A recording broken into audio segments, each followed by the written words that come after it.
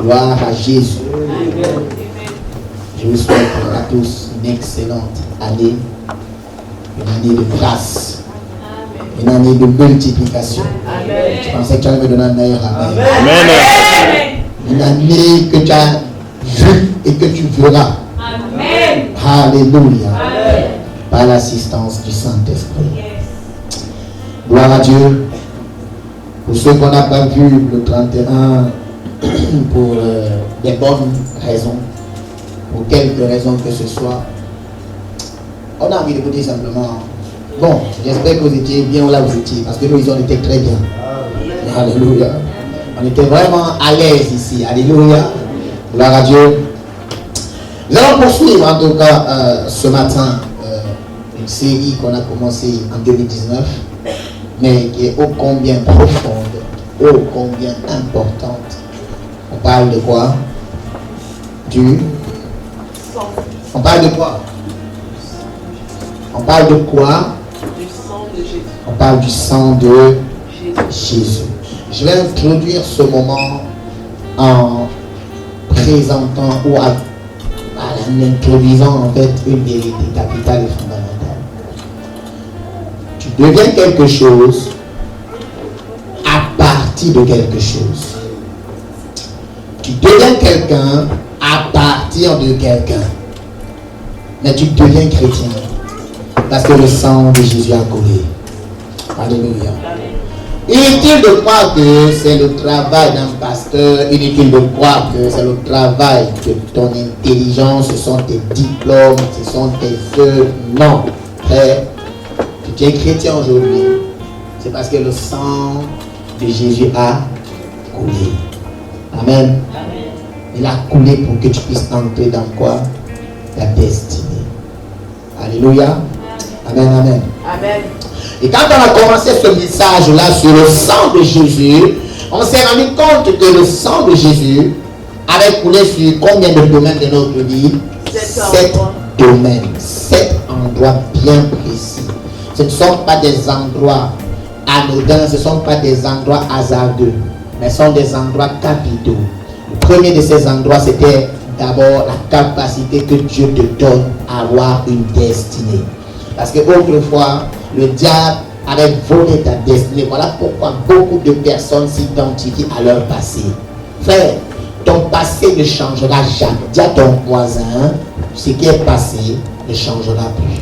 Ce qui est passé ne changera Ce qui est passé ne changera plus. Et le diable t'a fait croire que ton destin est lié, attaché, connecté à ton passé. Mais il a lamentablement échoué au nom de Jésus. Amen. Le sang de Jésus a même coulé sur notre tête. Pourquoi notre tête?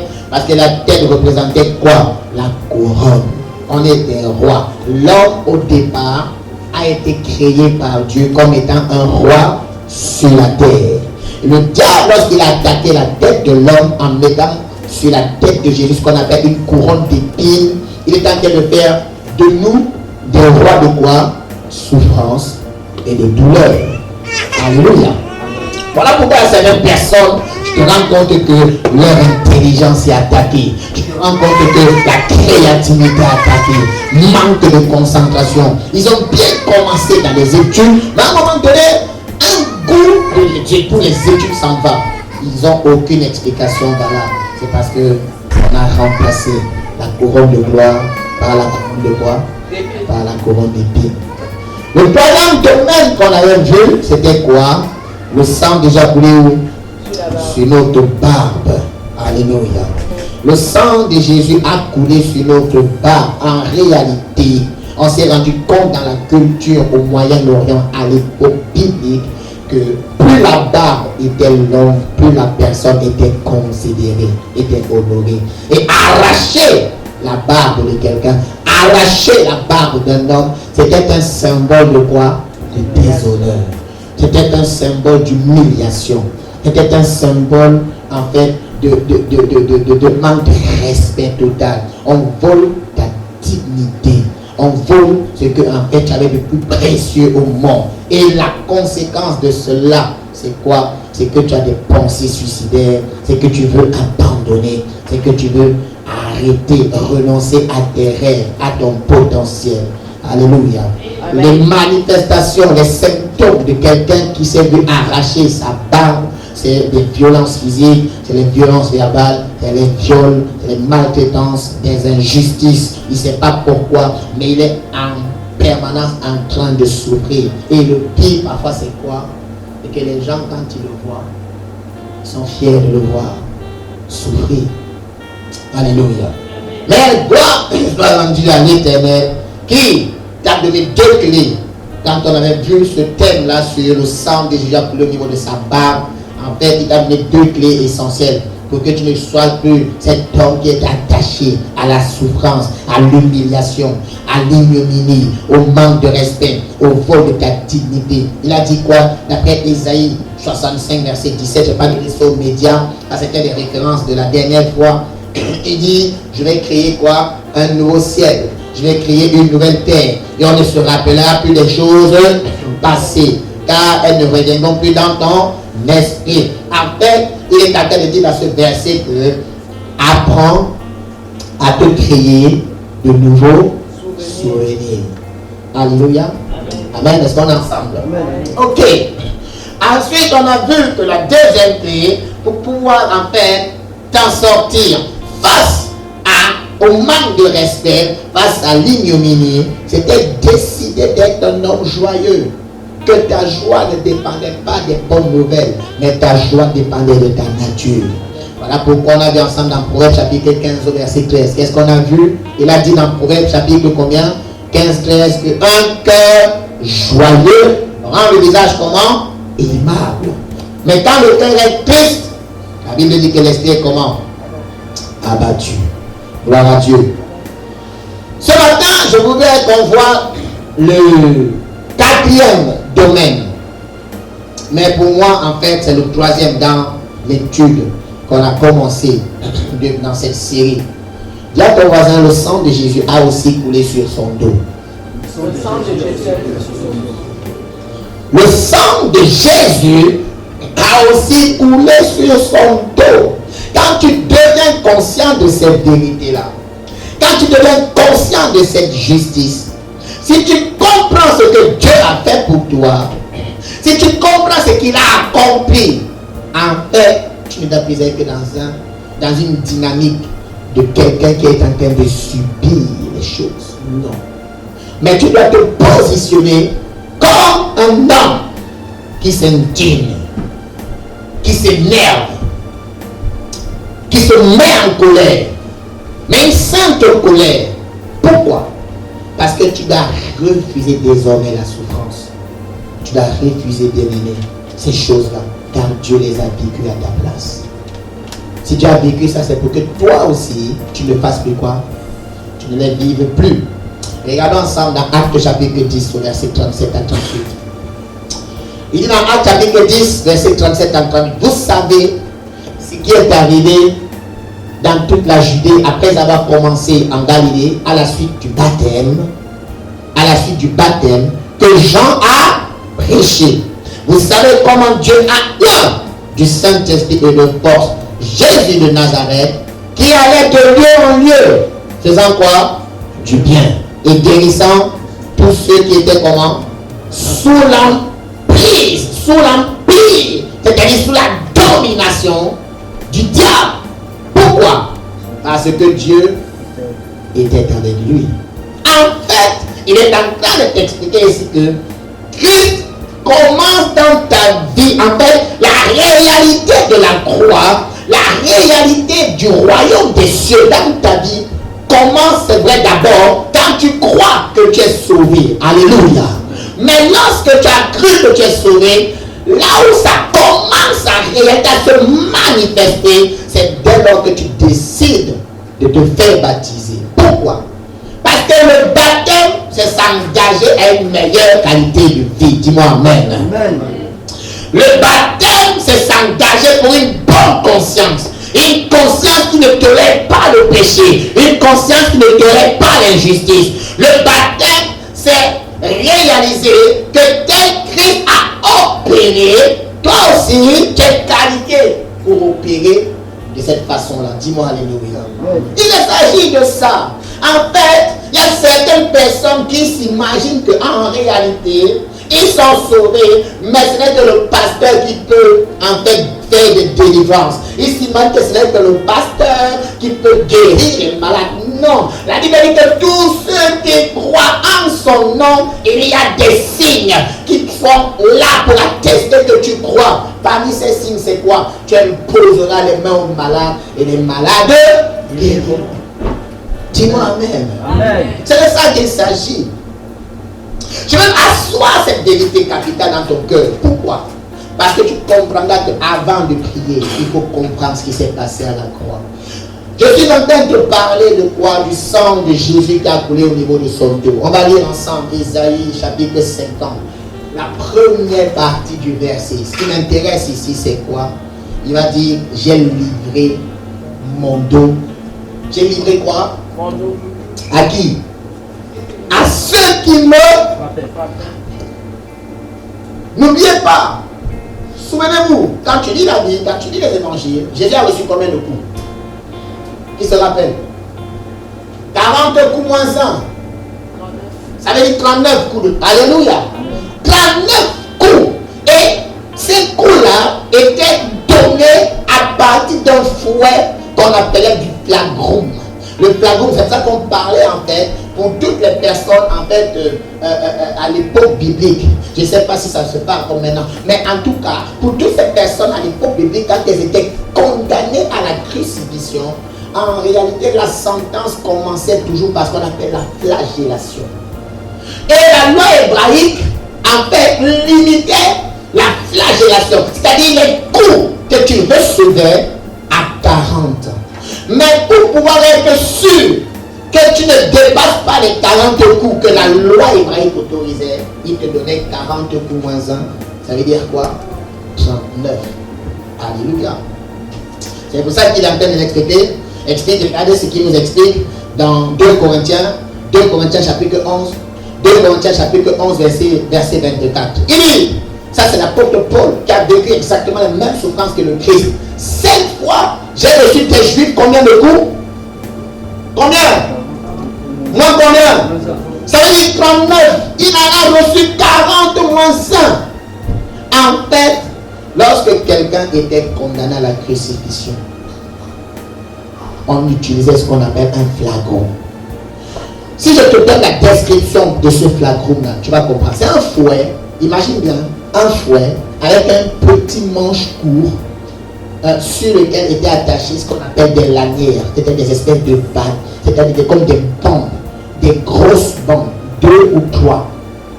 Et au bout de ces bandes, aux extrémités de ce bandeau, il y avait ce qu'on appelait en fait des fers, de la ferraille, avec des pointes. Les lanières, le but des lanières ou des bandes là, c'était quoi? C'était quand on frappait le dos de quelqu'un, ça traçait ce qu'on appelait des grosses marques. Comme ça, c'était des rigoles où tu voyais la chair s'ouvrir. Et le but maintenant du fer qui était au bout de ces lanières, c'était aller agripper la chair de ce monsieur-là. Quand on retirait le fouet, ça quittait le corps de cette personne avec un bout de sa peau, un bout de sa chair. Et ça laissait des grosses plaies ouvertes. Regardez ensemble le psaume. Tu vois le psalmiste en fait a vécu cette scène-là dans le psaume 126, verset 3. Le psaume 126 au verset 3. Regardez. Le psalmiste à ce moment n'était pas là. Mais de manière prophétique, Dieu lui a montré ce que Jésus allait vivre. Il dit, le psaume 126, verset 3, ou le psaume, c'est ça? Normalement pour moi, c'est des laboureurs ont labouré. Ils ont labouré mon dos. C'est pas ça? C'est quoi pour vous de référence? Ah bon? Ok, on va trouver cette référence parce qu'il faut que vous voyez ça de quoi on parle. Prenez vos livres avec moi, on va faire tous la recherche. Voilà. Parce que vous devez comprendre ce qui se passe. C'est que je me suis trompé dans la référence que j'ai donnée à mes gars. Des laboureurs ont labouré mon dos. C'est le psaume 129 plutôt, pas 126. Psaume 129, verset 3. On y est? Ok. Vous avez quoi? Des laboureurs ont labouré mon dos. Des laboureurs ont fait comment? On labouré mon dos. Ils ont labouré mon dos. Continue. Et ils ont tracé un long sillon. Ils ont tracé un long sillon. Ça veut dire quoi? Il était en train de voir exactement ce que Jésus allait dire. Quand on l'a amené devant Pilate, Pilate a dit, écoutez, on va le crucifier, c'est vrai, mais avant, nous on va le chicoter. On va le fesser. Et quel était le but en fait de cette souffrance-là? En fait, l'objectif c'était créer une hémorragie tellement abondante qu'au final, la personne devenait faible. Pourquoi? Parce que il savait qu'après avoir été aussi battu, il avait sa croix à porter. Et quand Jésus portait sa croix, quand tu lis la Bible, on te dit Jésus était tellement affaibli, tellement faible, que quand il portait sa croix, il ne tenait plus sur lui. Parce qu'il avait perdu énormément de sang. Sur son dos, il y avait des marques de fouet, de flagellation. Et à ce moment-là, Jésus tombait. Il tombait 2 fois sur ce qu'on appelle le chemin de Golgotha. Et lorsqu'il est tombé, c'est un autre, Joseph, qui est venu l'aider à porter sa croix. Parce que la croix était lourde. Alléluia. Et Jésus a vécu ça pour toi. Il a vécu cette souffrance pour toi. Il a vécu cette douleur pour toi. Maintenant, la question qu'on peut se poser, qu'est-ce que signifie livrer son dos? En fait, livrer son dos, le Saint-Esprit m'a expliqué que c'était le symbole d'une défaite. C'est le symbole de l'échec. C'était le symbole de la défaite. Regardez ensemble, Josué, chapitre 7 au verset 12. La Bible dit, Jésus, n'oubliez pas, a décidé de livrer. C'est lui-même qui a livré son dos. C'est lui-même qui a accepté de dire, écoute-toi mon ennemi, l'ennemi de mon fils, l'ennemi de ma fille, regarde mon dos, frappe-moi. Symbole de défaite. Je lui ai dit que cette verset nous aussi, les enfants d'Israël ne peuvent-ils résister à qui? À leurs ennemis. Qu'est-ce qu'ils feront? Ils tourneront quoi? Le dos devant leur ennemi. Lorsque quelqu'un fait face à un ennemi qui est plus fort que lui, il a tendance à faire quoi? À tourner le dos et à fuir. En fait, Jésus était en train de reconnaître prophétiquement que ça arrivait à un moment donné dans ta vie où tu fuyais face aux responsabilités, où tu fuyais face aux situations, où tu fuyais face aux défis. Combien de fois tu as voulu laisser le mensonge? Même situation, tu as refait tomber du temps. Combien de fois tu as voulu renoncer à la colère? Tu as dit au nom de toi, hé colère, toi et moi on n'a plus de rapport, toi et moi on n'a plus de lien, toi et moi on n'a plus rien à voir ensemble. Mais à chaque fois que tu as pris cette décision, à chaque fois que tu as été motivé, parce que c'est un combat spirituel, il y a une situation qui créait encore la colère en toi.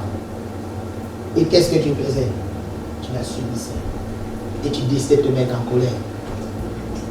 Combien de fois as-tu voulu en fait résister à l'immoralité sexuelle?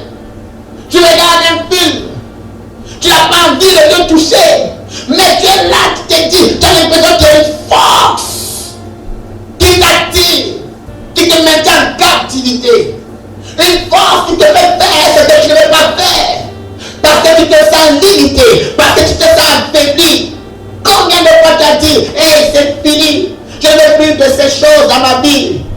Mais à chaque fois, tu avais l'impression que tu étais impuissant face à ces situations. Combien de fois, mon frère, ma soeur, tu voulais laisser la drogue, l'alcool, la cigarette. Tu disais non, je refuse.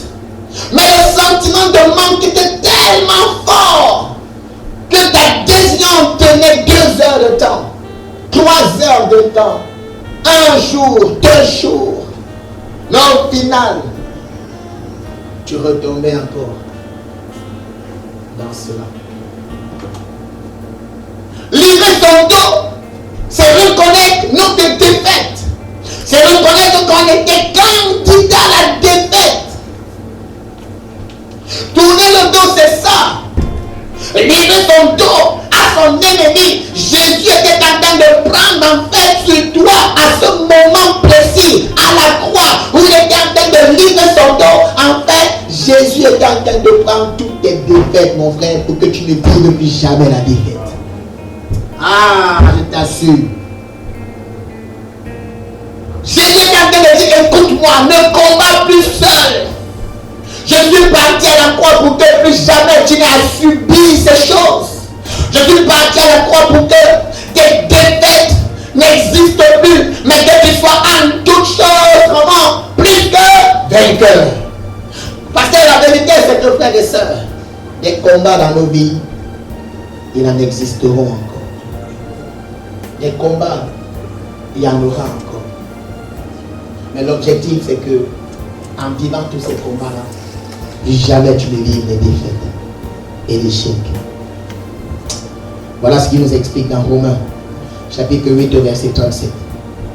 Il dit, mais dans toutes nos tribulations, dans toutes nos choses, nous sommes plus que vainqueurs par celui qui nous a aimés, par celui qui nous a fortifiés. Quand tu comprends ça, en fait, quand tu as compris que Jésus s'est substitué à toi pour que tes défaites deviennent ses défaites, pour que ses victoires à lui deviennent tes victoires, je t'assure, tu ne combats plus de la même façon. Le problème des chrétiens du 21e siècle, le problème des chrétiens en 2019, et certainement ce sera le problème de beaucoup de chrétiens en 2020, c'est qu'ils combattent pour avoir la victoire. Ils ne combattent pas en étant conscients qu'ils ont déjà la victoire. Amen. Tu la comprends, tu comprends pas. Amen, amen. Je suis en train de t'expliquer que lorsque tu combats spirituellement, tu n'es pas en train de combattre pour gagner. Non, tu as déjà gagné. Amen. En fait, Jésus est en train d'annoncer que quand tu combats dans la victoire, tu connais par anticipation les coups de l'ennemi. Et Dieu t'a déjà donné également les stratégies pour t'en sortir. Amen. Ah, quelqu'un ne comprend pas, je t'assure. En fait, quand je combats dans la victoire, je sais qu'il va faire ça. Et Dieu m'a déjà donné la réaction à voir à ça. Voilà pourquoi Jésus à la croix a livré son dos pour que tu aies des stratégies face aux dominations que le diable voulait avoir dans ta vie. Amen. Jésus a livré son dos pour que plus jamais tu n'aies à fuir. Avant, tu étais là. Tu fuyais. Tu fuyais devant les situations. Dans ton rêve, tu vois un chien en train de te poursuivre. Tu vois des hommes en train de te poursuivre. Tu te vois en train de courir, de fuir. Désormais, Jésus dit, écoute, ce n'est plus toi qui vas fuir dans ton rêve. C'est eux qui vont fuir. Amen. Je dis, c'est eux qui vont faire comment? Fuir. C'est eux qui vont faire quoi? Ils vont fuir. Tu m'en fais, il te fera faire selon ta foi. Je t'assure. Parce que la vérité, c'est qu'il y a certaines personnes, quand ils vivent ces situations, ils inspirent la terreur. Toi aussi, tu dois faire quelqu'un qui inspire la terreur. Amen. Pourquoi? Parce qu'à la croix, il a livré quoi? Son dos. Son dos. Tu sais, le Saint-Esprit, quand tu m'expliquais cette scène, où on est en permanence en train de fuir, c'est comme quand on est encore enfant, on voit un chien arriver. Dès que les gens viennent en haut, tu vas commencer à fuir. Alléluia. Amen. Le chien est tu es là, je reste là, c'est compliqué. Mais quand tu grandis, tu te rends compte que tu regardes d'autres personnes. Le chien a ta tête, ils sont là, zen, détendus. Mais ils continuent même au contraire à faire ce qu'ils avaient fait. Pire, ils avancent même vers le chien. dis, mais comment ils font? C'est parce qu'ils sont conscients que normalement, qui doit avoir peur de l'autre que l'homme est le chien. C'est qui doit avoir peur? Le chien qui a peur de l'homme. Et donc, quand tu es conscient qu'en fait, tu es dans la victoire, quand le chien fait, tu ne bouges pas, tu le fixes. Le chien lui-même commence à. Quelque chose va changer. Amen. Alléluia. Amen. Pourquoi quelque chose a changé? Parce que tu as gagné en maturité. Parce que tu as compris qui tu es. Et si tu comprends qui tu es, et ce que Jésus a fait pour toi, je t'assure, qu'importe l'expérience du sorcier des sorciers dans ta famille, tu n'as besoin que d'être conscient que Jésus a payé le prix à la croix pour toi. Amen. Il va avoir 100 ans de pratique de sorcellerie. Toi, tu as 2 jours de conversion. Mais si tu es conscient que son sang a coulé à la croix, juste déclarer le nom de Jésus t'inspire la terreur. Amen. Alléluia. Amen. Il peut aller dans quelqu'un de faire des incantations mystiques. Yahvé, tu es chaud là, mandé. Ils font ça tous les. Quand tu es là, tu dors. Tu es à l'aise. Tu te rends compte, mon frère, il se prive du sommeil pour t'attaquer. Quand tu dors à l'aise, tu te réveilles. Tu dis, oh là là, quelle bonne nuit. Ils ne peuvent pas te toucher. Pourquoi?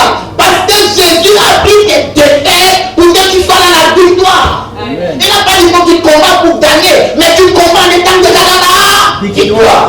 Amen. Voilà pourquoi il a livré son dos. Voilà pourquoi dans les situations face auxquelles on avait du mal, vient encore à se présenter dès que tu dis, écoute, pendant longtemps tu m'as rendu esclave. Tu verras dans la suite de ce message. La deuxième signification de livrer son dos. Tu verras que l'objectif du diable, c'était véritablement nous affliger. Alléluia. Amen. Oui, mon frère, ma soeur. Tu connais les coups de l'ennemi par anticipation. Et tu as déjà la bonne réaction pour le contrer. Ça veut dire quoi? Tu ne fuis plus tes responsabilités. Non. Tu ne fuis plus tes responsabilités. Comment on fuit ses responsabilités? Lorsque Dieu te donne des responsabilités, tu es en permanence en train de dire, ah, je suis fatigué. Pourquoi toujours moi?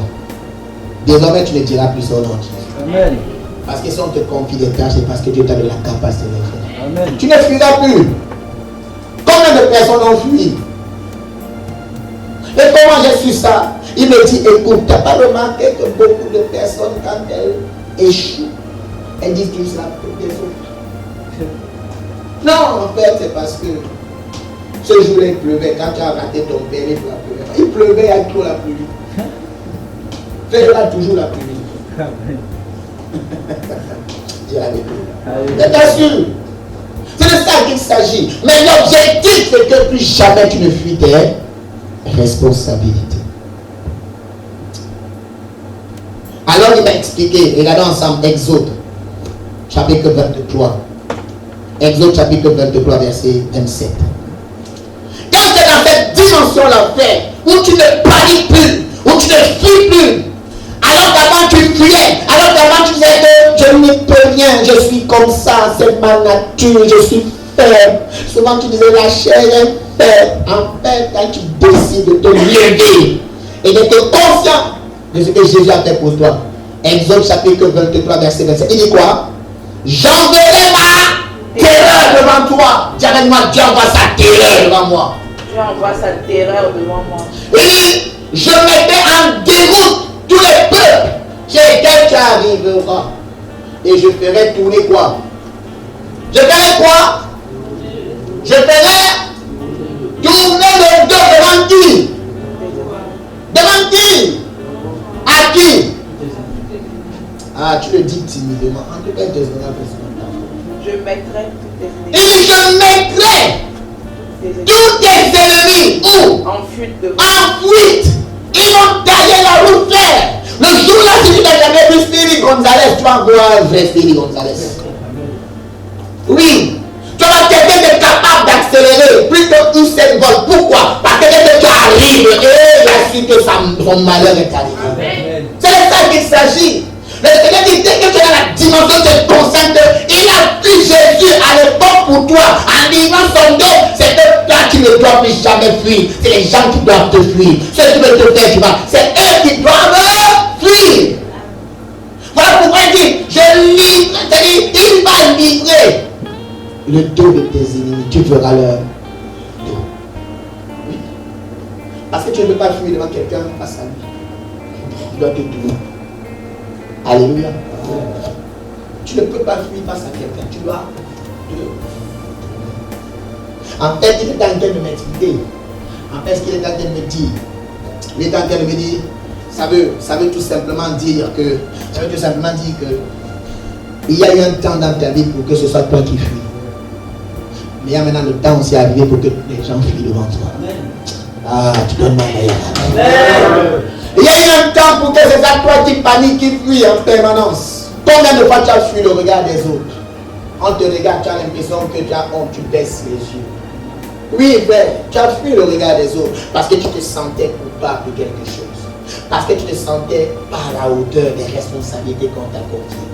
Mais le temps c'est venu pour que c'est eux maintenant qui baissent les yeux devant toi. Amen. Alléluia. Oui, il y a un temps pour ça. Et ce temps est arrivé. Alléluia. Amen. Voilà pourquoi Dieu dit en 2020, je te multiplie. Amen. Je te multiplie. Je te multiplie.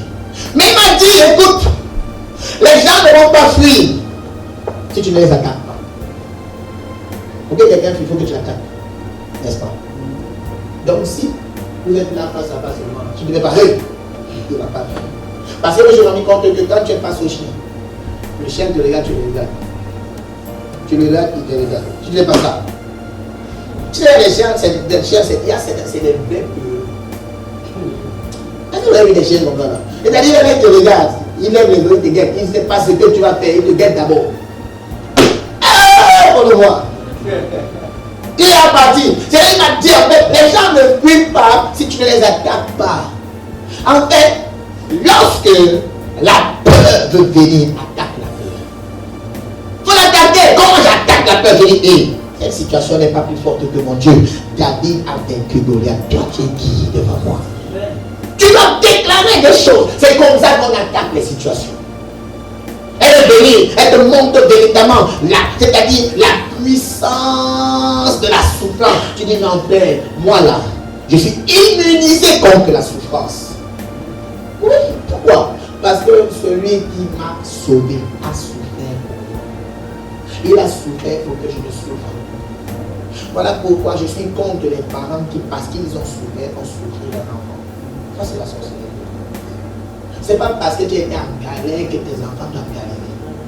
Parce que la vérité, c'est que tel que tu es sorti de galère, c'est pour que ceux-là voient le chemin que tu as emprunté. Ils ne passent pas par les galères, mais ils passent par les victoires. C'est là que tu donnes de l'avance aux gens. Alléluia. Mais oui, quelle est cette éducation qui dit non, je veux montrer à mes enfants qu'il faut souffrir. Ne fais pas en sorte que tes enfants deviennent des mazous. Dis alléluia. Qu'est-ce qui signifie livrer son dos? Point numéro 2. Parce que le point numéro 1, c'était quoi? La défaite. Alléluia. Le point numéro 2, livrer son dos, c'est quoi? Point numéro 2, livrer son dos, c'était un sort qu'on réservait aux esclaves. C'était l'esclavage. On était esclaves. N'oublions pas que lorsque Adam a péché, lorsque Adam a échoué, Adam était roi. Et la royauté que Adam a donnée au diable, le diable a pris cette royauté. Et le diable lui a donné quoi? L'esclavage. L'esclavage. Il lui a donné l'esclavage. Donc ça veut dire que Adam est devenu esclave de Satan et de toutes ses ruses. C'est ce que nous comprenons. C'est ce que nous comprenons. Voilà pourquoi Jésus a décidé, mon frère, ma soeur, écoute-moi très bien.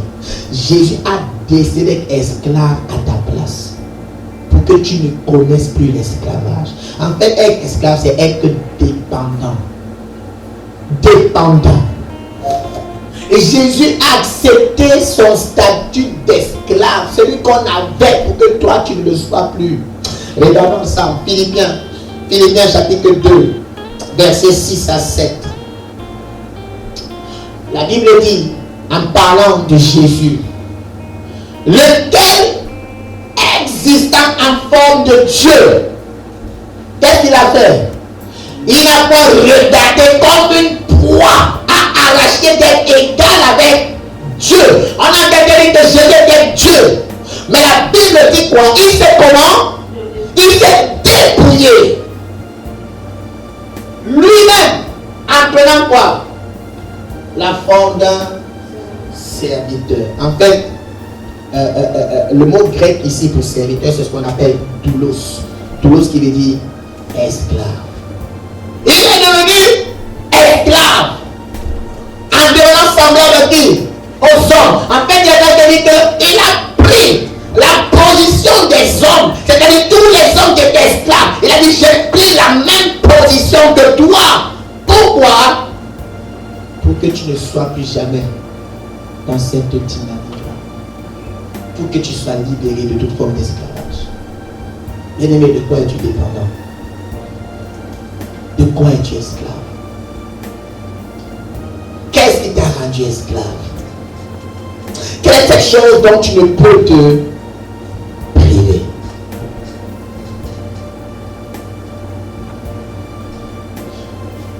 Jésus est devenu esclave pour restaurer ta royauté.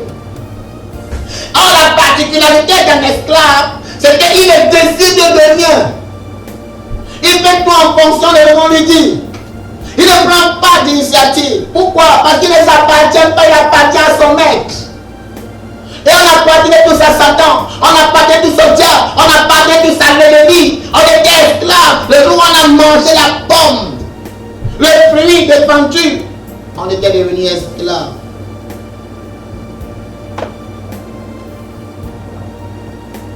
Il te rappelle sans cesse que tu n'es rien. Parce qu'un esclave n'est rien. Un esclave n'a pas de dignité. Un esclave n'a pas de liberté. Et puis, qu'est-ce qu'on faisait sur un esclave? Un esclave, c'était quelqu'un qui portait. Quand tu regardes la période de l'esclavage dans l'histoire de l'humanité, quand tu regardes ce que les Juifs ont vécu, quand tu regardes ce qu'ils ont expérimenté, un esclave, c'était quelqu'un qui portait des fardeaux sur lui. Il portait des fardeaux sur son dos. Des difficultés sur difficultés. Challenge sur challenge. Beaucoup ont sur leur vie actuellement le fardeau de la culpabilité. Beaucoup ont sur leur vie le poids de la trahison. Beaucoup ont sur leur vie le poids du mensonge. Ça, c'est un fardeau. Beaucoup ont dans leur vie le poids de la célébrité. Tu cherches d'être célèbre, mais tu te rends compte que c'est un piège. Beaucoup, parce qu'ils cherchent l'argent, sont devenus esclaves de l'argent. Prêts à tout pour avoir un peu d'argent. Beaucoup, aujourd'hui, sont dans le poids des coutumes. Oui, moi dans ma famille, il faut avoir 4 femmes. Et pourtant tu dis que tu es chrétien. On a dit que tu t'attaches à ta femme, pas à 4 femmes. Tu es marié mais tu regardes dehors. Tu regardes ailleurs. Au lieu de regarder ta femme. Beaucoup sont tombés dans le poids, le fardeau de la culture. Non, je suis un érudit, un peu trop intelligent. Qu'est-ce que tu peux ajouter à ta vie, frère? On est esclave de quelque chose. On porte sur nous des fardeaux. Beaucoup ont dans leur vie le fardeau de la maladie, cancer, drépanocytose, fibrome, sida, hépatite. Aujourd'hui, tu te rends compte de certaines familles, quand il y a un enfant qui subit une malformation, ça devient un poids pour la famille.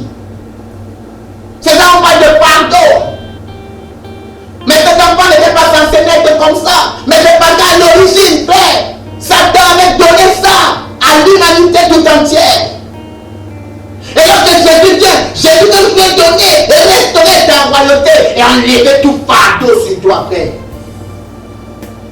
C'est ça que Jésus a fait lorsqu'il a décidé de livrer son dos. En fait, c'est comme si, mon frère, tous les démons de l'enfer sont venus sur le dos de Jésus. Infirmité sur son dos, pauvreté sur son dos, maladie chronique sur son dos, stérilité sur son dos. Toutes ces choses sont venues pour que toi tu connaisses ce qu'on appelle la légèreté. Regarde ce qu'il va dire, Ésaïe 53. Le poids de tête,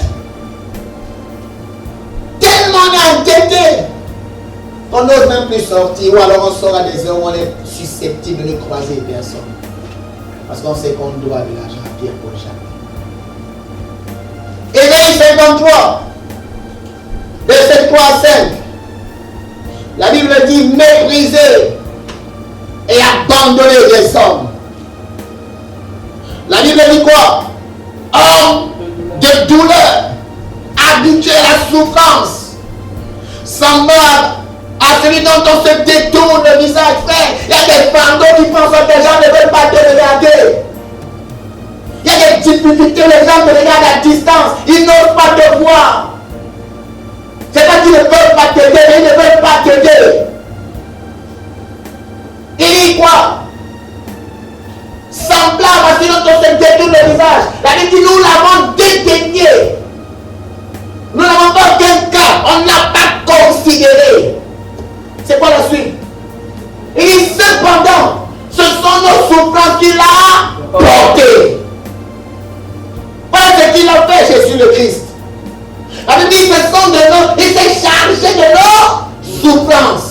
C'est de notre douleur qu'il s'est chargé. La Bible dit nous l'avons considéré comme étant puni, comme étant frappé par Dieu. La Bible dit qu'il était blessé pour nos péchés. Nos erreurs l'ont blessé. Nos mauvais choix l'ont blessé. Nos mauvaises paroles sont tombées sur lui. Pour que plus jamais tu n'aies à subir les conséquences de cela. La Bible dit, il était brisé. Combien de fois, bien aimé, on s'est senti brisé autour de nous? Brisé! Brisé. Et la Bible dit au final, le châtiment qui aujourd'hui te donne d'avoir la paix est tombé sur la flagellation, la crucifixion de la croix. La Bible dit le châtiment qui te donne la paix est tombé sur qui? Et la Bible dit c'est par ces meurtrissures que nous sommes guéris. C'est pour ça que quand tu lis les évangiles, tu comprends Matthieu chapitre 8 au verset 16 à 17. Quand Jésus est arrivé, toutes ces personnes, cancer, douleur chronique, arthrose, diabète, toutes ces difficultés, toutes ces défis, la Bible dit quoi? Le soir, on amenait auprès de Jésus plusieurs quoi? Démoniaques. Ça veut dire qu'il y a des maladies, frère. En fait, quand tu analyses ta vie, si tu as des maladies à cause de ton manque de sagesse, on te dit, écoute-moi, c'est possible d'avoir du diabète, tu consommes beaucoup de sucre, tu manges pas bien. Là, c'est ta faute, repens-toi. Mais il y a des choses que tu as eues que tu ne devais pas avoir. Et quand tu as des choses que tu as eues et que tu ne devais pas avoir, c'est ce qu'on appelle un cas de possession démoniaque. C'est ce qu'on appelle des maladies, des infirmités, des esprits. Le cancer, c'est un esprit. Le cancer, toutes les maladies sont regroupées derrière l'esprit qu'on appelle l'esprit d'infirmité. Quand tu entends quelqu'un dire il y a un esprit d'infirmité dans sa vie, en fait, on ne connaît pas le nom de cette maladie. On sait que son boss, c'est l'esprit d'infirmité. Alléluia. Et la Bible dit donc le soir, on amena auprès de qui? de Jésus plusieurs démoniaques. Qu'est-ce qu'il fit? Il les chassa. Il chassa, ça ne dit pas quoi? Sa parole. Comment on chasse cet esprit-là?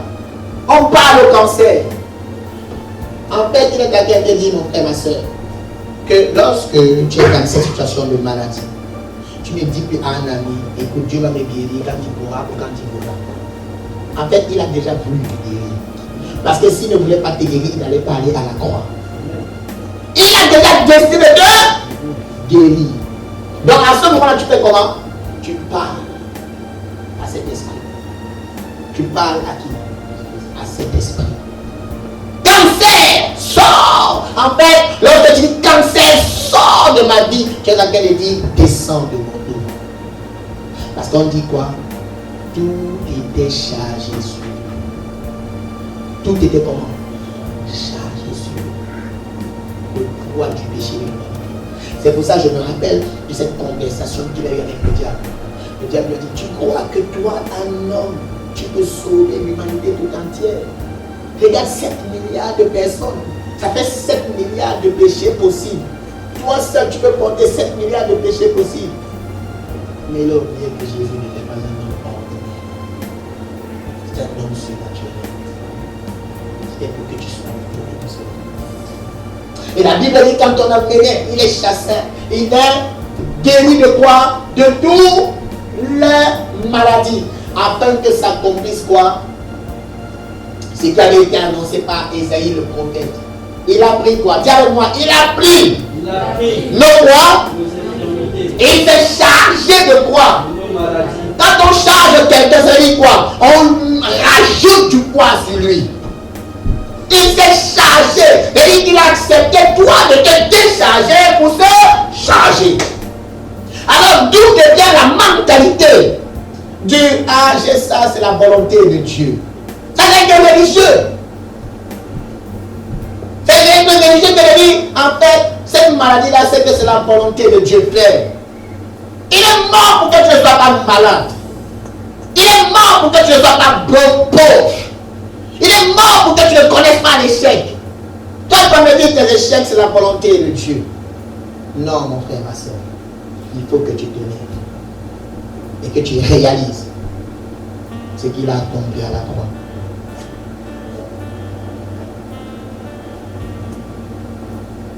Tout ce qui accablait les hommes, tout ce qui était en fait accablant, c'est-à-dire ça l'accablait, ça affligeait, ça les handicapait,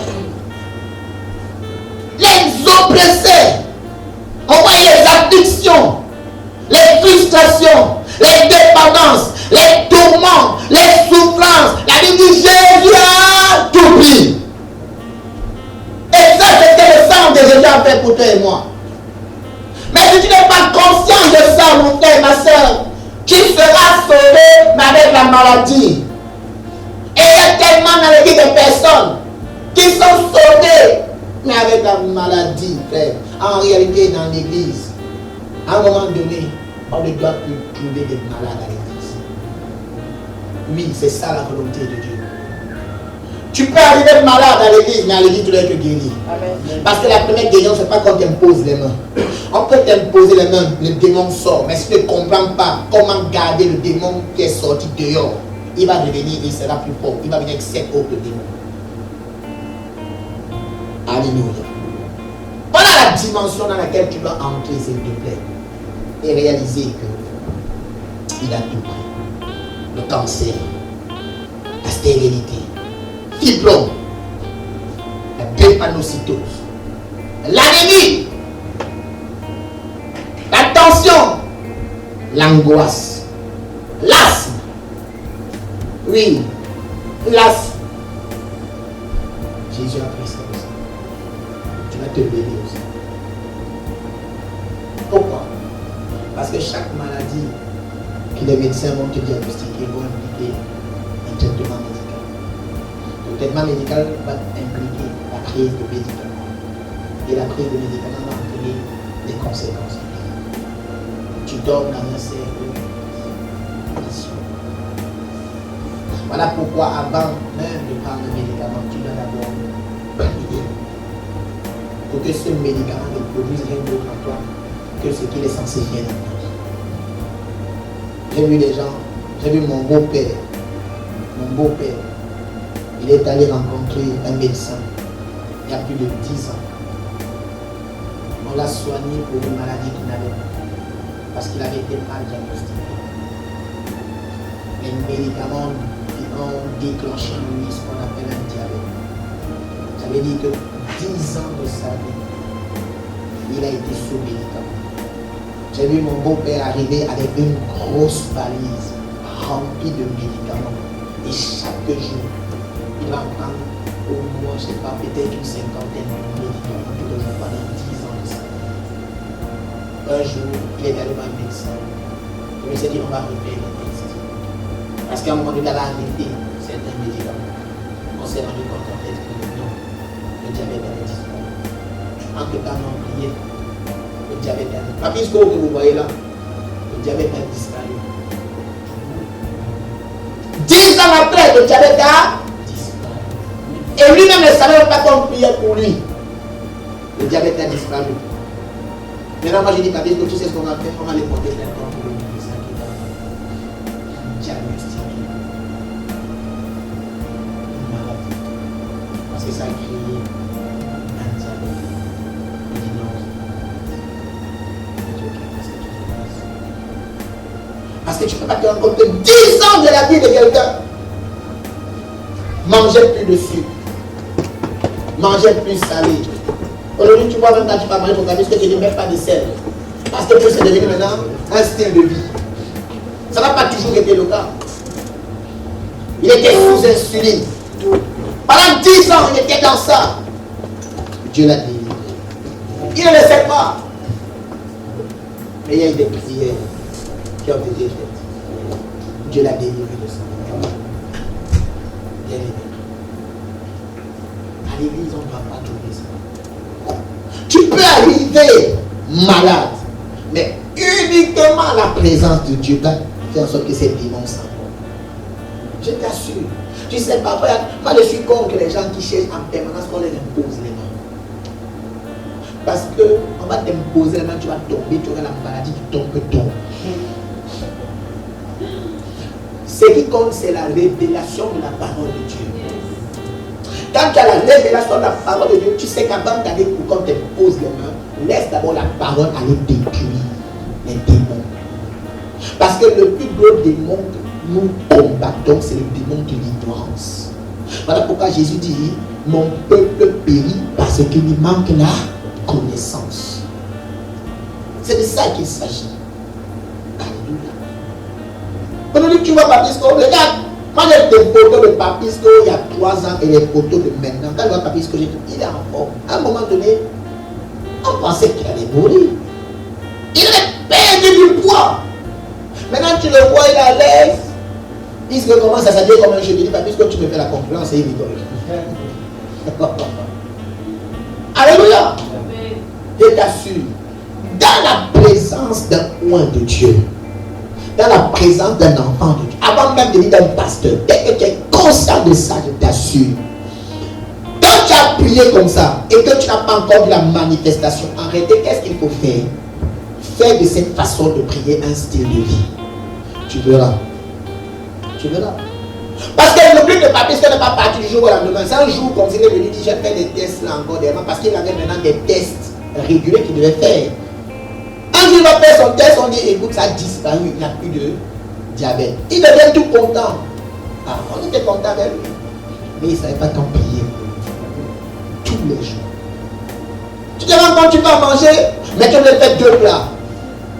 Un où tu assaisonnes bien, comme tu es fier de manger les épices. Un autre où tu mets du poisson dans l'eau et tu sors le poisson et tu le manges.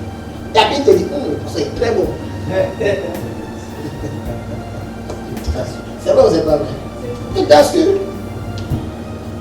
Pourquoi? Parce que quelqu'un fait une erreur de diagnostic. Le médicament entraîne des conséquences. Voilà pourquoi avant d'en prendre, prie. Tous les effets secondaires, la peur. Je suis toujours étonné. Quand tu prends un médicament, beaucoup ne lisent même pas la notice. Alors que sur la notice, c'est bien marqué qu'il y a des effets secondaires. Donc ça veut dire qu'eux-mêmes, quelque temps, ils savent qu'il y aura des effets secondaires. Voilà pourquoi un enfant ne prend pas de médicaments sans discerner ce qu'il a fait. Tu dois prier. Comme le temps tu vas dans mon corps, tu vas uniquement pour neutraliser ça. Point. C'est tout ce que tu vas faire. Tout le reste là, ça s'arrête là. Pourquoi? Parce que ton corps appartient à Dieu. Oui, mon frère et soeur. C'est comme ça qu'un enfant ne doit se comporter. Et quand tu es conscient de ça, tu vas voir que la maladie ne va pas venir. Non. Et bien sûr, tu es dans cette dynamique où tu es conscient de ce que Jésus.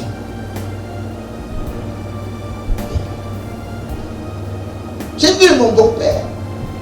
Et c'est ça même là, je ne sais pas si c'est maladie, mais je crois que c'était justement sa période maladie qui a fait en sorte que la maman rencontre le Seigneur. Il était mourant. J'ai vu les photos de lui à l'hôpital. Branché les queues de pattes. C'est comme dans les films. Quelle maison c'est la fin de ça? Et bien sûr, il est sorti de là. Le jour où les médecins décidaient de le débaucher, sa soeur, la soeur de mon beau-père est pasteur, sa petite soeur, était là pour prier. Et la maman fait une petite prière simple, pas compliquée. Elle a dit, c'est-à-dire son innocence, je l'imagine avec sa petite voix. Seigneur, s'il te plaît, si tu guéris mon papa, je te donne ma vie. Dieu l'a prié. Dieu a guéri son enfant. Il est sorti du corps. Elle a voulu un peu jouer avec sa promesse. Un jour, elle va en boîte. En boîte, le 10 mai. Jésus est dans la place. Elle a dit, en boîte de nuit aussi, il y a Jésus dans la place. Elle a dit, non, c'est que là, il est venu me chercher. Et depuis ce jour, elle est plus dans la boîte. Oui. Et bien sûr. Parce que c'était le cantique, pas le cantique où je sens le feu, le feu de Dieu, le feu. Et bien sûr, elle entend. Et le DJ dit, et les gars, Jésus est dans la place. Qui veut la faire Jésus? Ah, elle a dit là, c'est que là, c'est compliqué. C'est quel Jésus qui est dans la place? Elle a dit, je sors en même temps. Et il rentre chez moi. Et depuis, elle est maintenant maman. C'est possible. Le sang de Jésus est puissant. C'est pas bêtissant. Voilà pourquoi quand tu dis, j'invoque le sang de Jésus sur ma vie, je me recouvre du sang de Jésus. Quand tu le dis sans discerner, c'est comme si tu étais le père du sang de Jésus d'or. Tu connais la pommade d'or. Nivea, c'est ça. La pommade. Jésus, son sang n'est pas la pommade. Dis à ton mari, c'est pas une pommade. C'est un bouclier spirituel. Le sang de Jésus. Alléluia. Je t'assure. Voilà pourquoi, quand tu as compris que toute cette maladie, toute cette galère qu'on vivait, la Bible dit c'est venu sur lui. L'arthrose. Il est en train d'expliquer que avant de combattre, commence d'abord par méditer sur ce qu'il a fait. Réfléchis d'abord. Voilà pourquoi je te disais tout à l'heure, peu importe les défis, Jésus a pris sur lui tous tes fardeaux et il t'a donné le sien. Regarde Matthieu chapitre 11. Matthieu chapitre 11. Matthieu chapitre 11, verset 29 à 30. Il dit quoi? On va lire ensemble. 1, 2, 3. Prenez mon joug où? Non, tu dis sur moi. Prends mon joug sur toi. Et reçois quoi? Oui. Oui. Continue. Pourquoi? Et mon fardeau est comment? Alléluia. Voilà ce qu'il dit. Mon joug est doux. Dis avec moi, le joug de Jésus est doux. Maintenant, il y a quelqu'un qui me regarde en disant, c'est pas un joug. Dis, c'est quoi un joug? Un joug, c'est ce qu'on mettait autour des bœufs, des animaux là, champêtres, pour leur donner la direction. Tu connais comment ça se passe quand on veut labourer la terre? Bon, ici, je sais qu'il y a les machines, mais en Afrique, tu mets un bœuf, tu attaches ce qu'on appelle un joug, tu te mets derrière lui et tu le tapes un peu, il avance, et puis il avance, il est en train de labourer la terre. Quand tu veux qu'il aille à gauche, en fait, tu as juste besoin de bouger la main d'une façon, le joug en fait fait une pression sur lui et ça incline. En fait, un joug est censé donner la direction à l'animal. Alléluia. Donc, en fait, il y a quelqu'un qui expliquait que le joug que toi et moi on avait, c'était un joug qui nous montrait la direction de la dépression, de la maladie, de l'occultisme, de toutes ces choses-là. Mais quand on prend désormais le joug de Jésus, en fait, lui, son joug est tellement doux que ça nous donne la direction de la crainte de Dieu.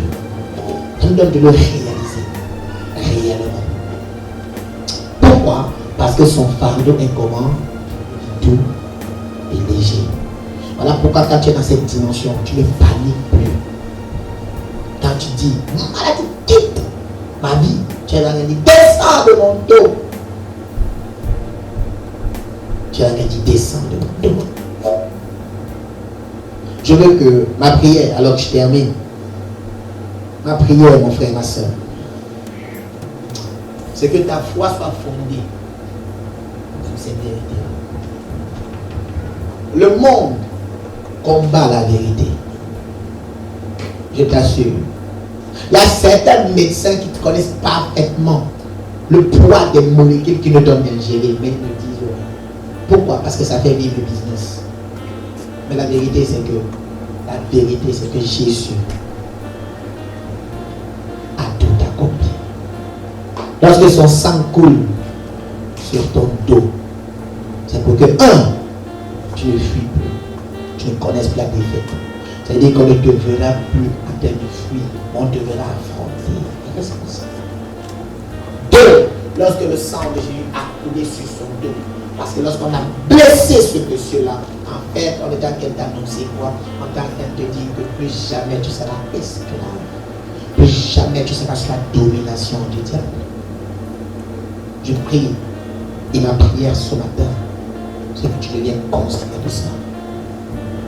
Voilà pourquoi, quel que soit le nom de la maladie, je t'assure, le sang de Jésus a le nom au-dessus de cette maladie-là. Oui, mon frère. Amen. Il peut te donner un nom compliqué, bizarroïde. Toi, tu as un nom au-dessus de tous les noms. Amen. Que tu dois invoquer le nom de Jésus. Oui. Peu importe, appelle-toi comment tu veux. Le nom au-dessus de tous les noms. C'est le nom de Jésus. Amen. Que Dieu te bénisse.